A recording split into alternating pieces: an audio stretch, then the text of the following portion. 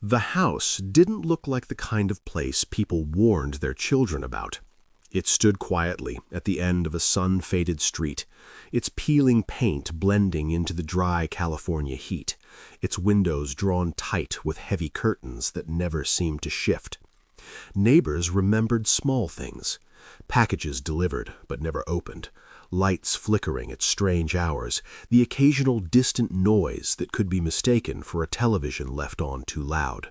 Nothing alarming, nothing urgent, and that was exactly how it stayed hidden for so long.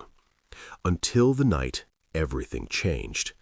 It started with a call no one took seriously at first, a broken voice, barely audible, whispering through static, repeating a number: 37.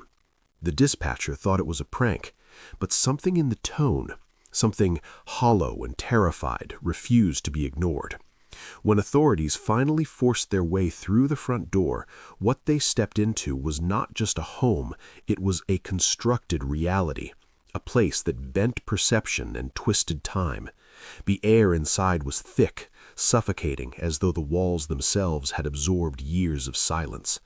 Rooms were arranged in ways that made no sense, corridors leading to locked doors, doors leading to spaces that felt smaller than they should be. And then they heard it. Not crying, not shouting, just breathing. Dozens of uneven, controlled breaths, as if fear had taught them to exist quietly. When the first child was found, curled into a corner behind stacked furniture, eyes wide but empty, it became clear this was no ordinary rescue. As officers moved deeper into the house, the number grew. 5, 10, 20, until the full weight of it settled in. 37 children, each one missing from somewhere else, each one living inside a system designed to erase them. But the true horror wasn't just their presence, it was how normal everything felt to them. Some didn't react, some didn't speak, some didn't even look up. It was as if the outside world had become the unfamiliar one. And as the rescue unfolded, a darker question began to form, one that no one was ready to answer. How do 37 children disappear into a single house without anyone truly seeing it? The investigation didn't just uncover a crime. It revealed a carefully engineered environment of control. Every inch of the house told a story, but not in words, in patterns. The walls were marked, not with decorations, but with faint lines, scratched symbols, coded reminders that only the children seemed to understand. Rooms were divided not by function, but by behavior. Some spaces were silent zones, where even movement seemed forbidden. Others were filled with objects that looked like toys at first glance, but closer inspection revealed something unsettling. Items altered, repurposed, turned into tools for conditioning rather than comfort. Authorities began to piece together a structure that wasn't chaotic, but intentional. This wasn't neglect, this was design. The children had been separated not just physically, but psychologically. They were taught not to trust each other, not to speak freely, not to question. And most disturbing of all, many of them didn't know they were missing. Their identities had been slowly rewritten, replaced with routines, numbers, and roles that kept them contained within the system of the house. Some believed they had always lived there. Others remembered fragments, faces, names, places, but couldn't connect them. The mind, under prolonged stress, had done what it does best: adapt. As specialists worked to communicate with them, a pattern emerged that sent chills through even the most experienced investigators. Several children described the same thing: not a person, not a voice, but a presence. Something they couldn't see directly, but felt constantly. It dictated their movements, their silence, their fear. Whether it was a psychological imprint or something more calculated, no one could say, but it worked perfectly.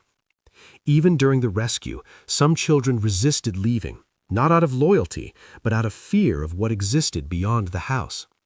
The outside world, with its noise and unpredictability, had become more terrifying than the controlled nightmare they knew. And as each child was brought out into the light, blinking against the brightness they hadn't seen in years, one truth became impossible to ignore. Whatever had been happening inside that house wasn't just about keeping children hidden. It was about reshaping them into something unrecognizable, something disconnected, something that could exist in plain sight and still never be seen. In the weeks that followed, the house became something else entirely. A symbol, a question, a warning. Investigators sealed it off, but curiosity grew stronger with each passing day. How had it gone unnoticed? How had signs been missed? The truth was more uncomfortable than anyone wanted to admit. The clues had always been there, subtle, fragmented, easy to dismiss. A child reported missing miles away, a strange noise at night, a figure seen briefly behind a curtain. Individually, they meant nothing. Together, they told a story no one had bothered to connect. And that was the real horror. Not just what happened inside the house, but how easily it blended into everything around it.